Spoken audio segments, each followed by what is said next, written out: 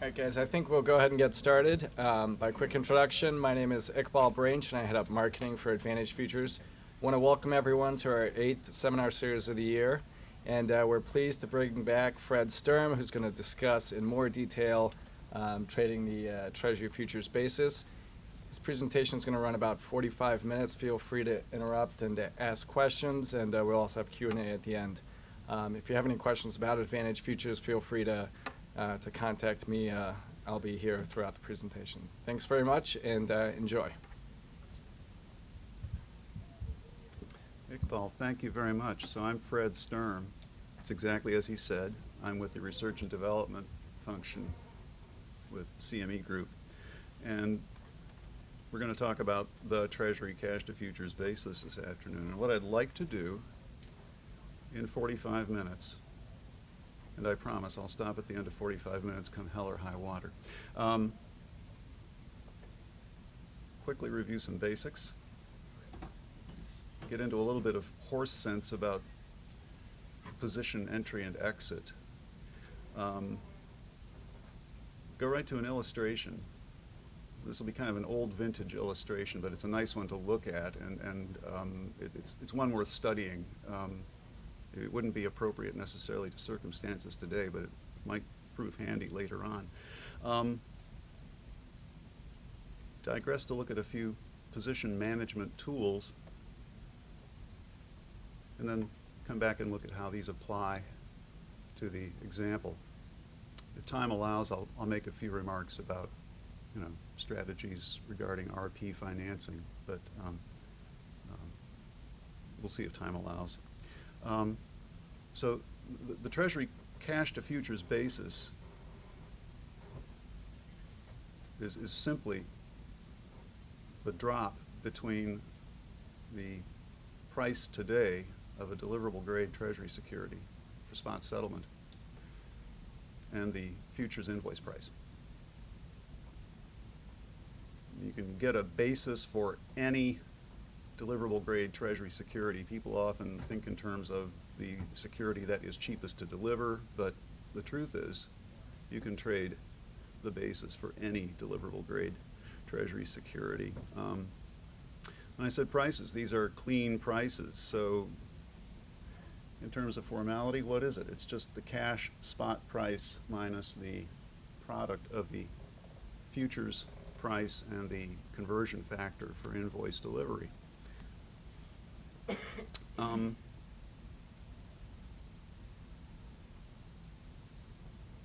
All but one or two of you know this, but there will be one or two of you who don't know this, and so nomenclature is important. If you are long the basis, you are long cash and short futures. If you are short the basis, it's vice versa. You have shorted cash and you are long futures. I hate belaboring that point, but I'm horrified at how many people get that backwards. The spread ratio from cash to futures is the conversion factor. Specifically, it's proportional to the conversion factor. And that is the only spread ratio that is appropriate. I mean, you can choose whatever spread ratio you want, but if it's not equal or proportional to the conversion factor, then this is not a basis trade. So how does this work for practical purposes? Consider the Dees 10-year notes. Suppose you want to put on the long basis between the 4 7/8 of August 16 and the Dees 10-year. Your cash position is 10 million face value. Notional size of a futures contract, that's easy, it's $100,000. The conversion factor for invoicing this note for delivery into the Dees 10-year note futures contract is 94.02. So what do? Look at the bright blue numbers over there, second line from the bottom. You'd multiply the conversion factor by the cash position size divided by the notional size of the futures contract. Ideally, you would be able to sell 94.02 futures contracts. That is impossible, so what you're going to end up selling is 94 of them. It seems like a minor point, but it does have some financial consequence. We'll come back to this later on.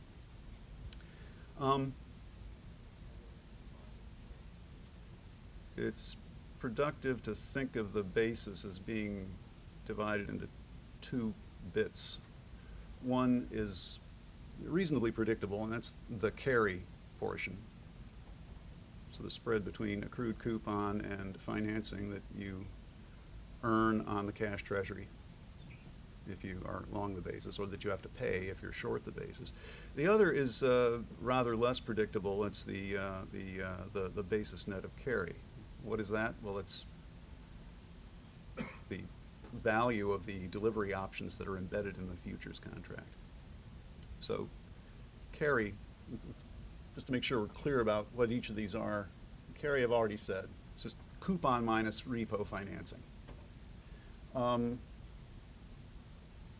The basis net of carry is this collection of options, or you can think of it as just one big complicated option, but it's important to understand, I hope all of you understand, that it's the guy who is short the futures who owns these options. The guy who is short the future owns the privilege of deciding what he's going to deliver and when he's going to deliver it. And these are worthwhile to own. So if you're long the basis, you're short futures. That means you are long options. If you're long the basis, in essence, you are long an option position. Conversely, if you are short the basis, you are short an option position. And this is all stuff you can read in textbooks. This is a bit here that I think is for your benefit specifically.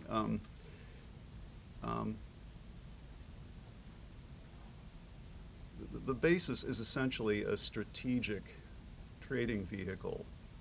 I mean, at the heart and soul of basis trading is this business of gauging the pace at which cash converges to futures invoice price. And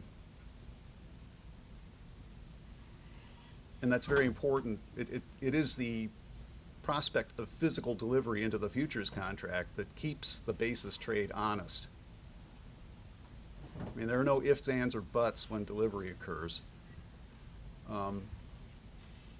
So a really good basis trader understands how to gauge the pace of this convergence. For carry to the expected delivery date, this is trivial.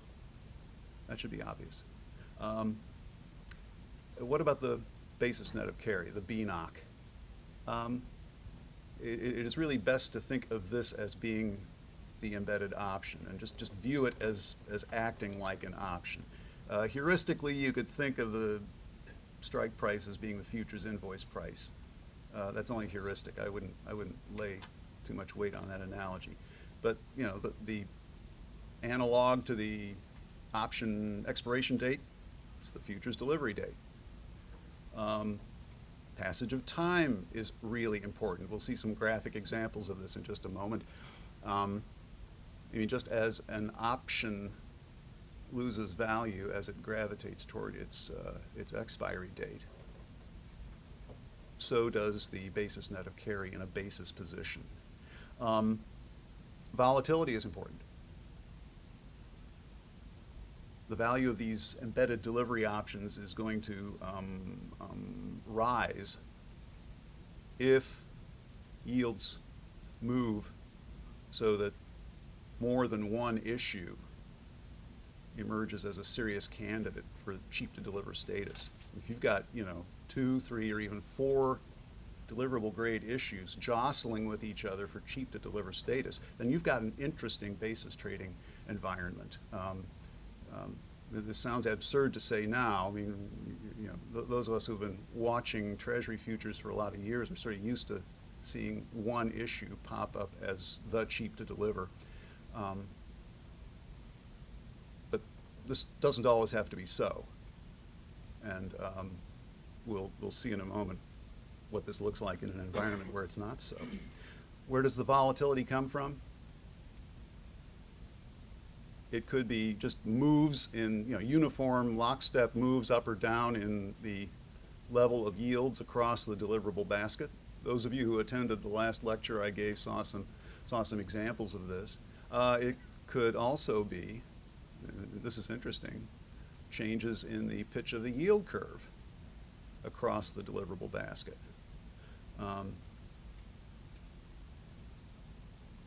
What would be rare in the case of treasuries is if there's any decorrelation in the movements of deliverable grade issues. That is to say, if for a 10-year note, if treasury issues, between 6.5 years to maturity and 10 years to maturity just sort of start moving independently of each other, then this would raise all sorts of interesting basis trading opportunities. But that's not something that normally happens. Why am I saying all this? Just to come back to the point I made a moment ago. If you pick up a textbook or read an essay about basis trading, you're going to see that most people in the bond market think of this in strategic terms. They put on positions like this for weeks, even months. Why is that? Because as with an option, the passage of time is important. In order to make money on the basis position, there has to be volatility, and you have to allow time for volatility to work. Now, what does this mean for you? Most of you, I'm told, trade the basis opportunistically. I mean, you're going to hold a basis position for maybe a day or two, perhaps even intraday, and you can do that. But part of the sixth sense that you have to develop, part of the the collection of instincts that you need to develop for yourself, would be to know when high frequency volatility is fat enough, when there's enough movement in both cash and futures to make this worthwhile. As we'll see in another slide right next door, I mean, the bid-offer spread is kind of fat for the basis. So you have to make that bid-offer spread worthwhile to cross. The other thing you have to keep in mind is that an awful lot of the notes that are deliverable grade may be illiquid. They may be difficult to trade intraday. So if you're going to trade this on a high-frequency kind of opportunistic tactical basis, you want to know that you can get in and out of your position without finding yourself married to a particular treasury note. What's nice about this? You don't have to worry as much about the repo market. Plenty of vagaries in the repo market, and if you're holding a position for maybe a day, you're insulated from that. Let's move on to horse sense. I just said it, it bears repeating. The bid-offer spread for a price taker in the basis is very wide. The offered price for a basis spread will be the offered price for the cash treasury issue minus the bid price for futures times the conversion factor. Conversely, for the basis bid, there's an example. Again, we revisit the Dees 10-year note futures and the basis for the 4 7/8 of Augie 16. And how simple could this be? If the bid-offer spread for the cash note is a 32nd, the bid-offer spread for the futures is a half a tick, hey presto, the basis bid-offer spread is a tick and a half. So if you are a price taker, you have to accept that you're going to be crossing this bid-offer spread to enter and exit, and you have to know that your opportunity is good enough to make that worthwhile. Which brings us to legging.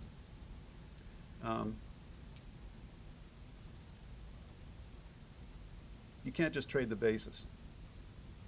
I mean, you have to situate yourself in the treasury leg and then put on the futures leg, or vice versa. Until one fine day, govies and treasury futures trade on the same platform. That's just the way it's going to be.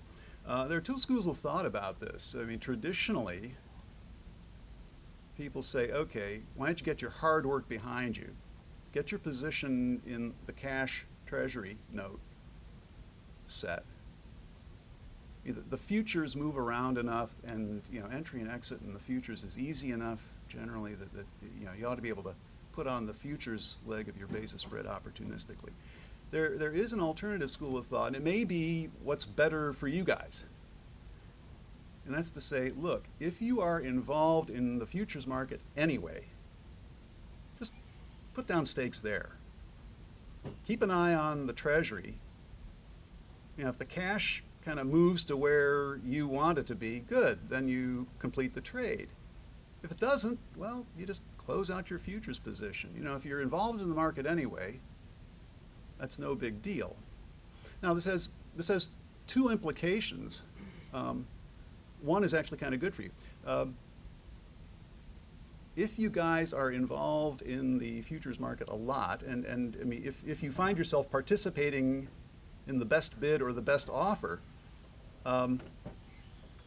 that's great, because that's how you would reduce your bid-offer spread for the basis. I mean, you're going to be a price taker on the Treasury side of the trade, I assume, but if you're the price maker on the futures leg, fine, you've shaved that much off your bid-offer spread. That's great. It's one of the joys of being a tactical basis trader. The other thing to keep in mind, and this isn't good or bad, this the second point down here, there is a directional bias in this. If you're going to leg into the futures first and then worry about the cash, this is going to be really nice for you if you're buying the basis in a bear market. If you're buying the basis, you're selling futures, well, okay, fine. If all fixed income prices are falling, you decide that the cash leg has gotten away from you and you close out the futures leg, you're going to close with a profit. Conversely, if you're selling the basis, you're buying futures, and if market is rallying, you're going to close out your futures position at a profit. There's nothing wrong with that. But the converse also holds. So you want to keep that bias in mind if this is the approach you want to take. Now, to tee us up for what comes next, there are a lot of details involved in basis trading, and it really helps. It pays great dividends for you to sort out everything that you need to know, sort out what you do not know, and keep the relationships clear. What did I say earlier? Basis is simply the sum of carry from spot to likely futures delivery plus the basis net of carry, all those delivery options. Okay, all I've done is write that down. The basis is simply what? Accrued coupon on the Treasury minus repo financing plus the BNOC. And here, the bottom line formalizes this. And if you just keep that in your mind's eye, then you can sort out like what you know, what you might know, and what you do not know. Well, what do you know? You know the spot price of the Treasury security. You know the accrued coupon up to your spot purchase day. You know that to the penny. You also know the futures price, by the way. And that should be obvious. What might you be uncertain about? Well, the repo rate. Is it going to be term? Is it going to be open overnight? If it's open overnight,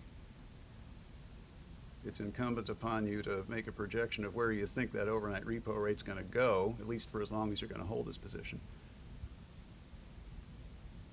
Is the repo rate for the Treasury security special? Is it general? Might it go from general to special while your position is on, or vice versa? Good things to have in mind. You develop eyes in the back of your head. The delivery date into the futures is actually has an impact. I mean, right now it's trivial. If carry is positive, everybody in the world is going to make delivery on the last day of the delivery month. I mean, you know that. And in this environment, by the way, you know, why would it be any way other than that? If carry is negative, people are going to be making delivery on the first day of the delivery month. If carry is in the neighborhood of 0, well, delivery can occur any time during the delivery month, and it does. Now, in order to, you know, compute those values that we showed in that equation on the previous slide, I mean, you have to have some idea of where the basis trade is going to terminate. Where's that delivery going to occur that keeps the basis honest? And you have to make a call on that. Or you might have to make several different calls and evaluate each of them. So this is going to have an impact upon how you compute the carry. You know, how much accrued coupon do you expect between today and the likely delivery date? Which repo rate do you use? If the slope of the yield curve, right at the foot of the yield curve, if the slope of repo rates is really steep, the difference between, say, a 1-month term repo and a 2-month term repo may be quite a bit, and it could have like a hell of a lot of impact upon how you value this. As I mentioned a moment ago, you know, if you're on open overnight, you know, how far out that delivery date is determines, you know, just how far out you have to make a forecast of where general collateral or special repo may be. Finally, what don't you know? The embedded delivery options. What are they worth? What do you do about this? Well, I would recommend that you get familiar with the idea of an implied RP rate. Most of you, I'm sure, are. But what I'd like to do, you know, this afternoon is to show you what you can do with this. The implied RP rate is wonderful, and it's nicely analogous to like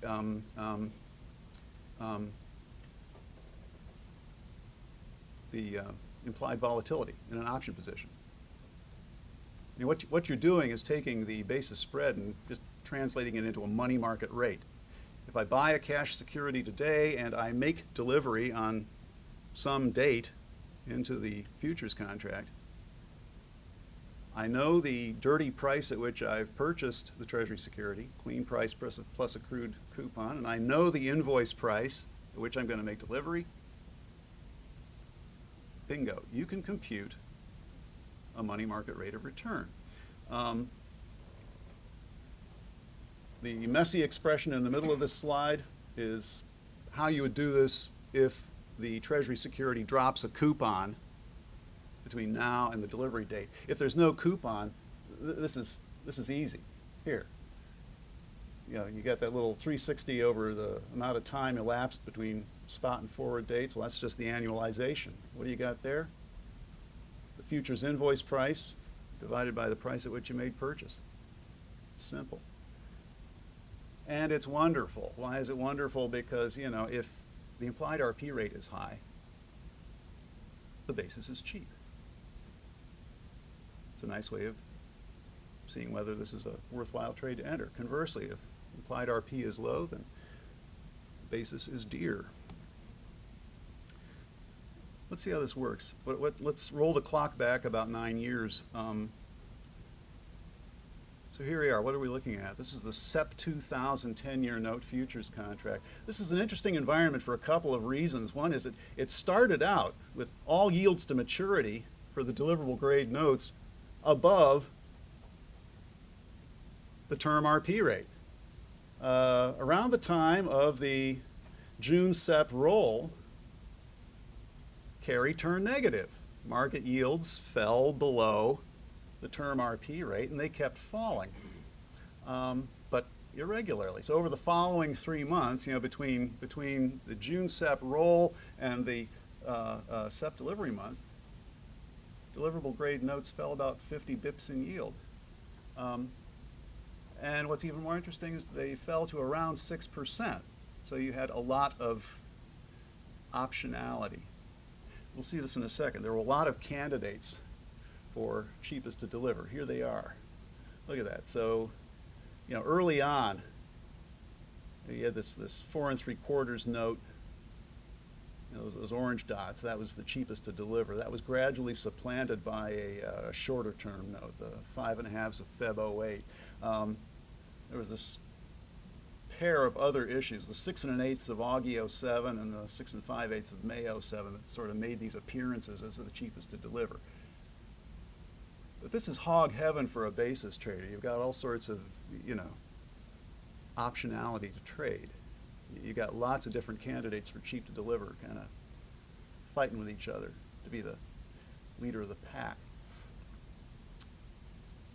Suppose you decide to zero in on the basis for the 6 1/8 of Augie 07. What did this look like? Well, there's a little pale, you see that thick blue line, that's the value of the delivery option. That's the BNOC, the basis net of carry. That fell, in the previous May, that's around, 24 ticks. It falls to 0 on the 1st of September. Why do we know it's going to be delivered on the 1st of September? Why is that the likely termination date? Because carry is negative. Look at that little blue dotted line there, floating around underneath 0. It's a negative carry environment.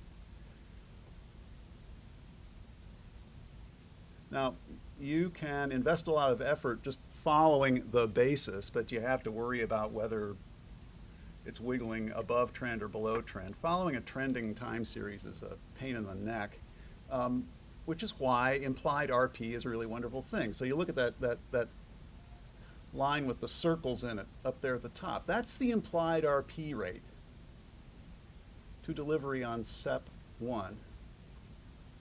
And that's beautiful. That sort of normalizes this. Each of these is just a rate per annum. You don't have to worry about, judging whether the thing is falling too fast or not fast enough.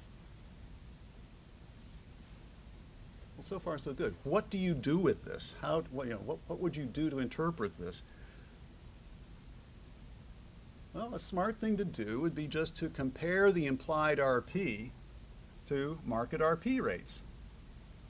Or money market rates generally. What I've chosen to do here is just take the overnight general collateral rate that prevailed back then.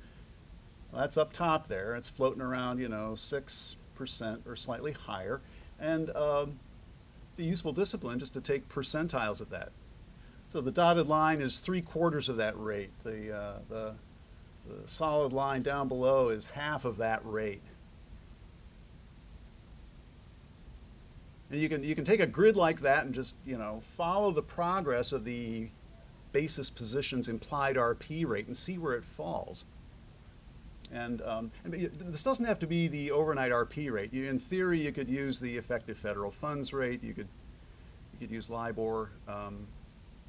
Since RP is pretty intimately wrapped up in the workings of the basis, that's not a bad choice. So there you go. You can set a channel that helps you decide whether the implied RP rate is rich or dear. So let's pick a case in point. On about the 3rd of July, the implied RP rate for this 6 1/8 note basis pops above the channel. And if the implied RP rate is high, what does that mean? It means the basis is cheap, right? We remember that, don't we? So what would you do about that? You might want to buy the basis. Here are the circumstances. Here's your cash price. There's the SEP 2000 futures price. There's the pertinent conversion factor. There's your basis. There's the carry portion of it and the BNOC. So do you just buy it? No, don't just buy it.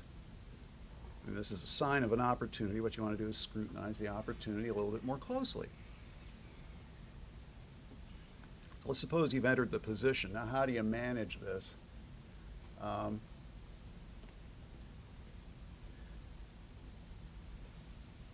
There are a variety of position management tools you can use. I'm going to talk about just three of them. One is, it's not even a tool, it's just a bunch of rules of thumb you need to be aware of. That there is a carry bias.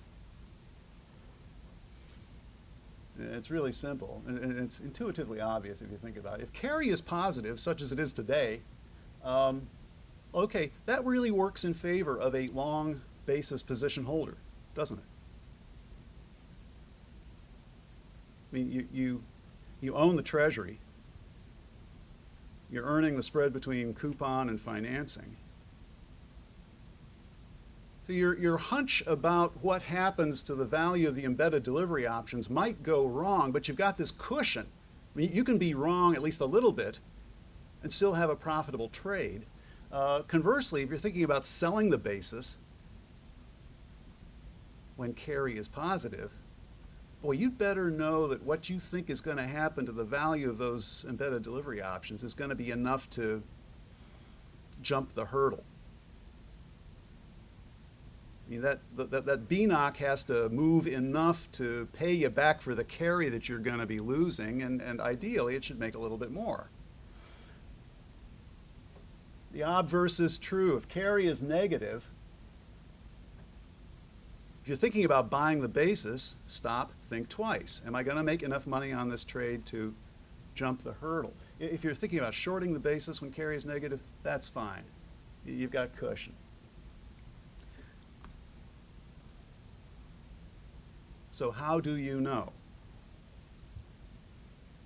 How would you make this judgment? Well, so here are a couple of tools. They're kind of related. One is just the break-even basis. You can compute a series of break-even basis values that delineate your comfort zone. And they serve as a very handy gut check. So if you enter a basis position today, your break-even basis for tomorrow is simply the value of the gross basis today less the value of your carry to delivery tomorrow. If you can do that for, tomorrow, then you can do this for any number of days forward. So, if you enter a basis position today, your break-even basis, 7 days from now, would be simply the gross basis today minus the carry to delivery as of 7 days from now. And the rules of thumb you'd use to put this to work are down here at the bottom.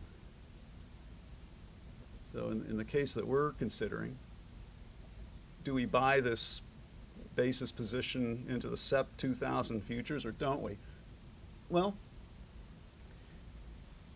if our expectation of what's going to happen to the gross basis exceeds the corresponding future values of the expected, or the break-even basis, then this is probably a good trade to enter.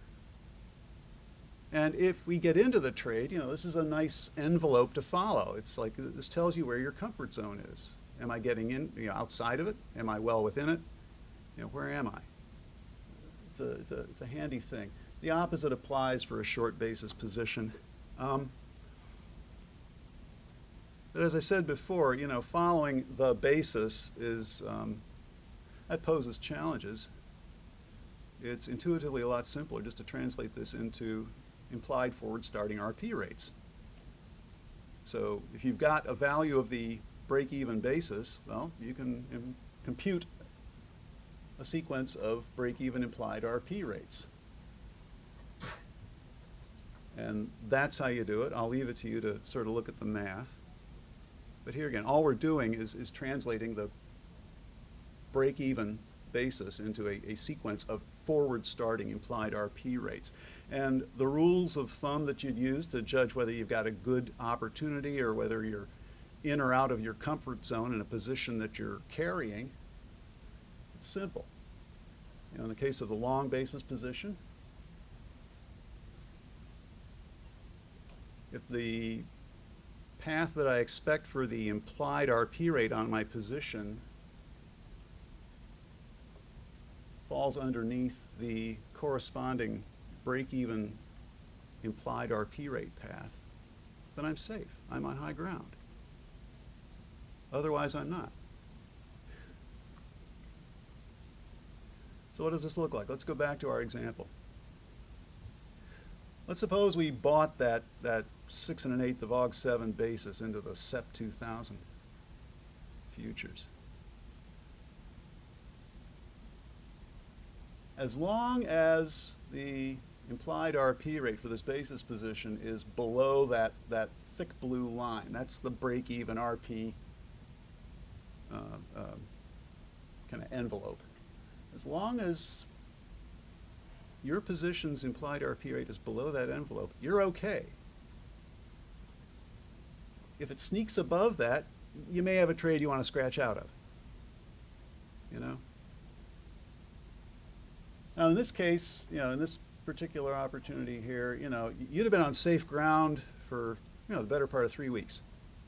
Because the implied RP rate for this basis position didn't poke itself back up above the break-even implied RP envelope until about, the 21st of July. And in the meantime, it actually went well into your safety zone. So, here's a nice thing to do. When do you close out? Well, whether you're thinking about closing out or not, just watch this. That's your safety zone. For this example, let's suppose that on the 18th of July, I'm going to walk away from the microphone for just a second and point. The 18th of July is right there.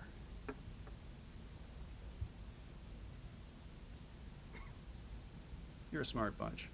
You do at least that well. So let's suppose you say, holy Toledo, my implied RP rate is down near the bottom end of my channel. This basis position is actually getting kind of rich. Okay, fine. Good time to close out the position. Ring the cash register. So here are the circumstances. Where's the cash now? You bought the cash at what, 99 and 20 3/4 ticks? You sold futures at 98.27, and now cash has fallen, 25 1/4 ticks. Futures have fallen 31 1/2 ticks. What does the P&L look like? So this is important. I mean, this is probably needless for a bunch of guys like you, but here again, I'm horrified at how many people I think ought to know are not really clear about this. Your true P&L is just what I said. It's like, look, you had this long cash position. What did you make or lose on the clean price? Well, because you were long and because rates rose, you lost 25 1/4 ticks.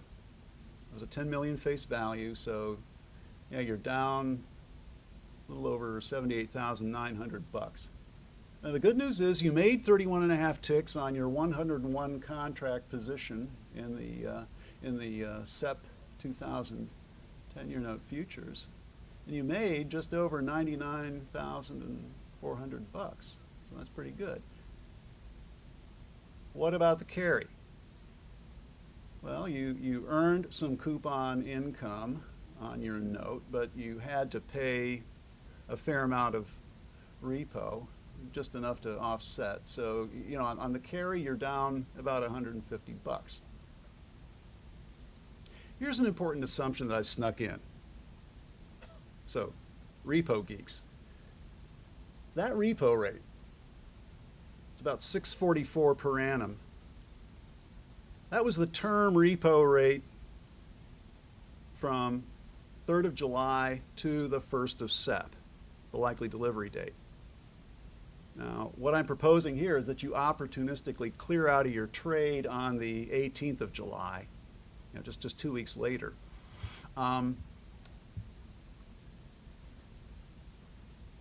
If you do that, you might pay a breakage fee to get out of a term repo agreement. Or you could put on an offsetting term repo trade, for the term from 18th of July to 1 of SEP. That kind of loads down your balance sheet. I'm assuming that you don't have any such costs here, okay? But in reality, That would be part of the P&L of the trade. Okay. Let's tot it all up. The bright blue numbers are the ones that matter. Add them up. What do you got? A little over $20,300. That's not bad. If you're a real repo geek, if you're a real true student of repo, you might want to say, okay, how much did I make on carry and how much did I make on those, embedded delivery options? Well, the array down here breaks this out. Do you see something wrong? Funny. The theoretical P&L does not equal the true P&L. And why is that? It's simple. There's this $334.50 gap, and that's ascribable to the rounding. Remember, the hedge ratio is, what, 1.0067. That is the conversion factor. If you're putting on a 10 million notional position, well, okay, that's roughly 100 lot in futures. So you've got to round that to 101 contracts. You were selling 101 contracts, and, bond prices and futures prices happened to be falling, so that was great. That worked to your advantage. As long as you're doing basis trades with smallish positions where rounding might matter, it's good to sort of keep in mind, what body English you apply to the rounding. You can round up or down. You don't have to round to the nearest integer. And if that helps you make, a few $100 here or there, that's not a bad thing. Now this is commonplace in basis trading. Just two important things to keep in mind. The rounding error always ought to be within a tick. I mean, here it's worth 1/10 of a tick. I mean, just you think about what it is. It has to be less than a tick. If it's not, you've done something wrong. Or you're not really using the conversion factor as your hedge ratio. Secondly, the bigger the position, the less this matters. If you're doing 100 million instead of 10 million, then your spread ratio would have been a short position in 1,007 futures contracts. And, at that point, the rounding error sort of goes away.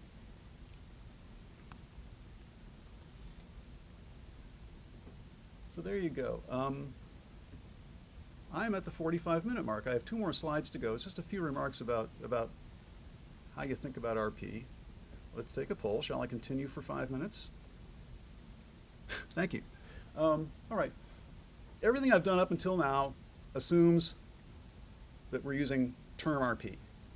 And if you crack open most textbooks on this subject, term RP is what the authors tend to use in computing carry. But an alternative that's open to you, and one that may be much more attractive for your purposes specifically, is open overnight RP. Let's just take an inventory of the pros and cons. A term RP is what? It's an RP agreement with a fixed match date. We put the RP on today and we take it off at some date certain way into the future. Well, this is great because it removes an essential source of uncertainty in how you value the basis trade. I mean, you know pretty damn near to exactly what the value of carry is going to be. So that's one less thing to worry about. It also protects you from sudden moves in the value of RP financing. It protects you from abrupt moves by the monetary authorities. It also insulates you from changes in the special status. Whether the issue is on special and ceases to be, or whether it's general collateral and suddenly goes to special, doesn't matter for you if you've put on a term RP. What's wrong with term RP? Well, there's no flexibility in it. I mean, think about the example we were just touring through. You entered a position opportunistically, you closed out of it opportunistically. You can't just shut down a term RP position opportunistically. The guy on the other side will charge you a break fee. I mentioned this earlier. there may be a break fee you have to pay. Or you put on an offsetting term RP with somebody else, and you've got a messier balance sheet. You've tied up your balance sheet in ways that aren't good. Something else to keep in mind is that in recent years, I'd say dating at least back to like what, the summer of 2003, the term RP market is I wouldn't call it a fiction, but you know, it's kind of a no-show. It is, I'd call it illiquid, it's underserved. Yeah, I don't know for sure, but I get the impression the dealers really don't like doing it. And what this is likely to mean is fatter bid-offer spreads. Well, okay, a fat bid-offer spread anywhere in a basis trade is bad for you. It's just one more hurdle you got to jump. What about open overnight RP? Well, it's essentially just you know, it's a rolling overnight RP position. You can terminate this at will, so can the other guy. So the flexibility is great. This is ideal for a tactical trader. I mean, if you want to trade the basis opportunistically, if you want to, you know, put this on today and take it off tomorrow, this is ideal for you. As I mentioned a second ago, I mean, for practical purposes, open overnight RP is what's available. I mean, you might have to move heaven and earth to find a term RP rate that actually suits your purposes. Given that term RP is kind of scarce these days, much of what passes for term RP is in fact open overnight anyway. So what this means is the liquidity in the dealer finance market is concentrated in the overnight tenor anyhow. And what that means is that all other things being equal, the bid-offer spread for overnight RP is likely to be narrower. It's going to depend upon what the dealer quotes to you, but where there's more competition, dealers have to step up and compete, so at least your chances are better. You know, the negatives are obvious. You know, it's tougher for you to value your basis position. You have to make a forecast for where you think overnight RP is going to go. For you, by the way, this isn't much of a problem. If you're trading this opportunistically, if you're thinking about holding this maybe a couple days, okay, all you have to do is forecast overnight RP out a couple of days. Well, that's not a tall order. If you're a strategic guy, if you want to hold this position for a couple, 3 months, you've got a problem.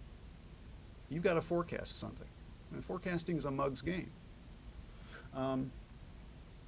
It also leaves you vulnerable to vagaries and you know, changes in monetary policy, changes in special status, you know, things that can disrupt the value of your position, you know, things over which you have no control. It's a good place to stop. I've got a few pages here of just source material. This is stuff that I had tacked on to the presentation I did a couple of months ago, and so I've hitched it on here just for convenience. That's really all I have to say. Now, you know, you guys have any questions? Yes, sir. How often do you see issues going from special to general? The question was how often do issues go from special to general or vice versa? You know, in recent years, damn near everything is special somehow. I mean, you know, given where we are today, you might as well just assume that every issue you're thinking about trading has a story. There's an institutional money manager I spoke with, a very adept user of our Treasury futures. And he was suggesting for some purpose, oh, you might use general collateral RP. The trouble is you can't find anybody who actually trades at general collateral. Yeah. So. I'm not clear on how that would affect if you did an overnight repo, doesn't it matter if it's special or general if it's switching back and forth? It does. What I'm suggesting is that it may not be switching from special to general and back again. As a rule, if something goes on special, I mean, if the collateral is highly desirable and if it's scarce, it's going to go special and it's just going to stay there. And it can stay there for weeks, months. You know, what you want to be careful to keep an eye on is like, okay, might this be sitting in special for, 6 weeks, and suddenly it goes back to general just because nobody wants it anymore, or nobody wants the collateral side anymore. That's the kind of thing that can disrupt a basis position. And you just have to sort of, keep those eyes in the back of your head on this, this possibility. 9 times out of 10 that's not going to happen, but it's that 1 time out of 10 that could really blow you out of the water, and you want to avoid that. Now, something to keep in mind is that there is no single special rate. General collateral, just about everybody can agree on. It's what, 3, 4, 5 bips below overnight federal funds. Fine. So what? The rate that matters is the special rate. What you will find is that each dealer repo desk has his own thoughts about how special is special. So the range of quotes that you're apt to see on an issue that's being quoted special may be quite a bit wider than the range of general collateral RP quotes that you're going to see. So, there is no centralized market for trading this. I mean, that's not the way the dealer market in RP works. So, it just sort of pays to have, guys, friends, folks who will turn state's evidence for you and talk, people who know kind of where an issue might be, and who may be able to tell you how it's being quoted, at this dealer or at that dealer or elsewhere. And this is all anecdotal. The best centralized source you could find might be a BrokerTech screen or an eSpeed screen or a Tullet screen. I mean, the interdealer brokers would provide you the best analogy to a kind of a centralized price discovery point that you're going to get. So for want of anything else, keep your eyes glued to that. But that's an excellent question. Other questions? Yes, sir. Changes in implied volatility impact PNAP? The question is, do changes in implied volatility affect the basis net of carry? Does the volatility between today and the futures delivery date affect the value of those implied or those embedded delivery options? And the answer is absolutely yes. And I think if you look, 5 or 6 slides in,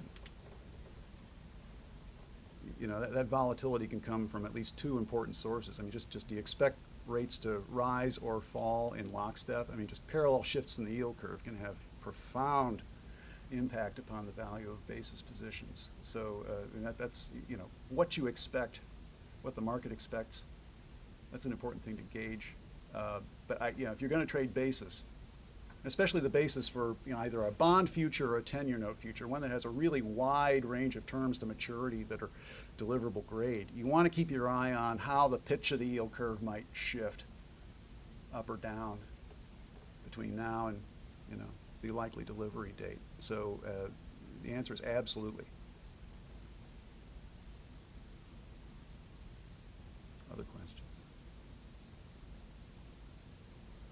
Okay, guys, you know what? It's 4 o'clock. Let's clear out the house. Thank you so much. This has been a lot of fun. You're a good audience. Iqbal, thank you. Thank you. Just want to quickly thank Fred and the CME for co-sponsoring today's seminar. I want to thank everyone for attending.